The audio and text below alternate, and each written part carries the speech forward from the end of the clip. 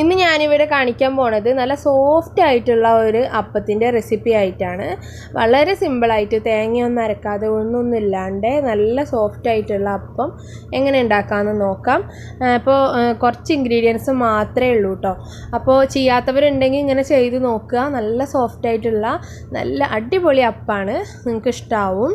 അപ്പോൾ നമുക്ക് നേരെ വീഡിയോയിലോട്ട് പോകാം. അതിന് മുമ്പേ ചാനൽ സബ്സ്ക്രൈബ് ചെയ്യാത്തവരുണ്ടെങ്കിൽ തീർച്ചയായിട്ടും ചാനലൊന്ന് സബ്സ്ക്രൈബ് ചെയ്ത് തന്നെ സപ്പോർട്ട് ചെയ്യുക. വീഡിയോ കാണാം. ഞാനിവിടെ പച്ചരി കുതിർത്തിയതാണ് എടുത്തിട്ടുള്ളത്. അപ്പോൾ ഇവിടെ എടുത്തിട്ടുള്ളത് നമ്മൾ സാധാ യൂസ് ചെയ്യുന്ന ഗ്ലാസ്സില്ലേ, ആ ഗ്ലാസ്സിന് 2 ഗ്ലാസ് പച്ചരിയാണ് എടുത്തിട്ടുള്ളത്.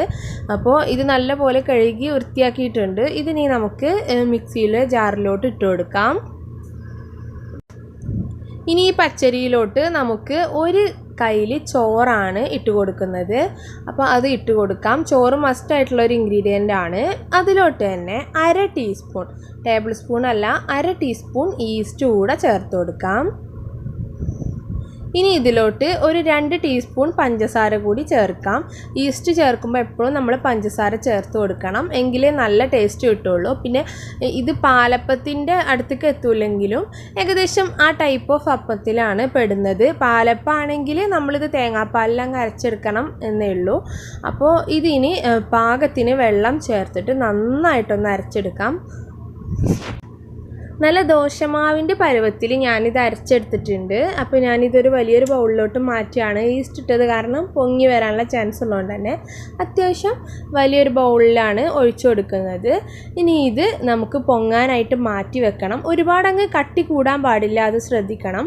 അപ്പോൾ ഇത് അടച്ച് വെച്ചിട്ട് ഒരു 5 മണിക്കൂറിന് ശേഷം നമുക്ക് ഇതെടുക്കാം. ഇപ്പോൾ ഒരു 5 മണിക്കൂറൊക്കെ കഴിഞ്ഞിട്ടുണ്ട്. നമ്മുടെ മാവ് ഇവിടെ റെഡി ആയിട്ടുണ്ട്.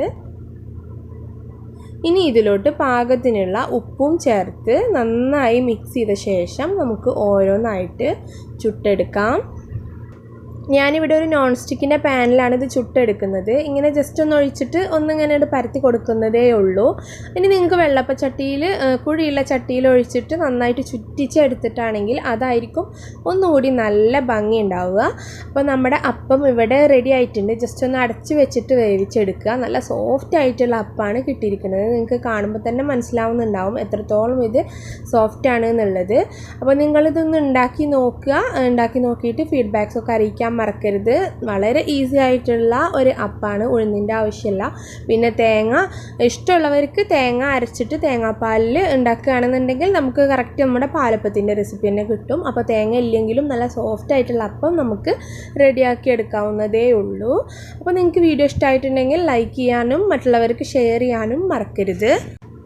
അപ്പോൾ നമ്മുടെ പൂ പോലത്തെ അപ്പത്തിൻ്റെ റെസിപ്പി നിങ്ങൾക്ക് ഇഷ്ടമായിട്ടുണ്ടെങ്കിൽ സബ്സ്ക്രൈബ് ചെയ്യാൻ കൂടെ മറക്കരുത്. അപ്പോൾ നമുക്ക് ഇൻഷാ അല്ലാഹ് ഇനി അടുത്തൊരു വീഡിയോ ആയിട്ട് കാണാം. താങ്ക്